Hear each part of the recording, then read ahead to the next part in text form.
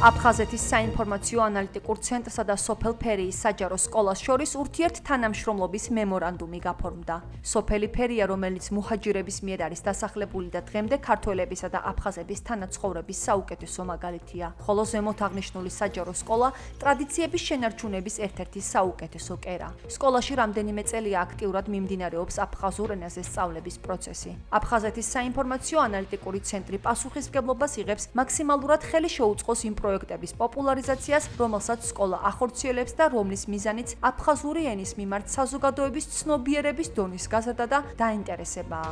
ცენტრი აქტიურად გააშუქებს სკოლის მოსწავლეების იმ აქტივობებს, რომლებიც აფხაზურ ენაზე განხორციელდება. ამის გარდა სკოლის ხელმძღვანელობა და საინფორმაციო ანალიტიკური ცენტრი გეგმავენ მოამზადონ დოკუმენტური ვიდეო მასალა საქართველოში და მის ფარგლებს გარეთ მცხოვრები მუჰაჯირების შთამომავლების შესახებ.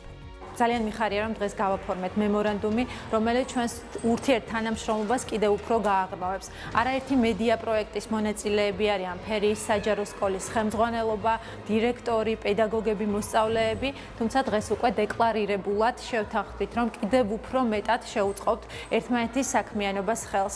და არ მინდა წინ გავუსწრო მოვლენებს, თუმცა მემორანდუმშიც გვიწერია, რომ ჩვენ აუცილებლად შევქმნით დოკუმენტურ მასალას, რომელიც უშუალოდ უკავშირდება მუჰაჯირებს, მოგეხსენებათ სოფელი ფერია არის მუჰაჯირები დასახლებული სოფელი და მუჰაჯირები აფხაზეთიდან, როდესაც აიყარნენ არა მხოლოდ ფერიაში და მაღალმთიან აჭარაში, არამედ თურქეთის ტერიტორიაზეც გადაასახლეს და უკვე ვეცდებით, რომ ორივე ქვეყანაში შევკრათ რაღაცა ერთი დოკუმენტური დიდი მასალა მუჰაჯირების შესახებ და ისტორია, რომელიც ფართო საზოგადოებისთვის ჯერჯერობით უცნობია, რაღაცნაირად დღის შუქზე გამოვიტანოთ. 2 წელია, რაც ჩვენ ურთიერთთანამშრომლებთ და დღევანდელი მემორანდუმი კი უფრო მეტ ძალას, მეტ დავალებას მოგცემს, რათა მეტად მოვეკიდოთ აი ამ აფხაზური ენის სწავლას, აფხაზური ენის პოპულარიზაციას, აი ამ თემებთან დაკავშირებით ერთობლივ პროექტებს.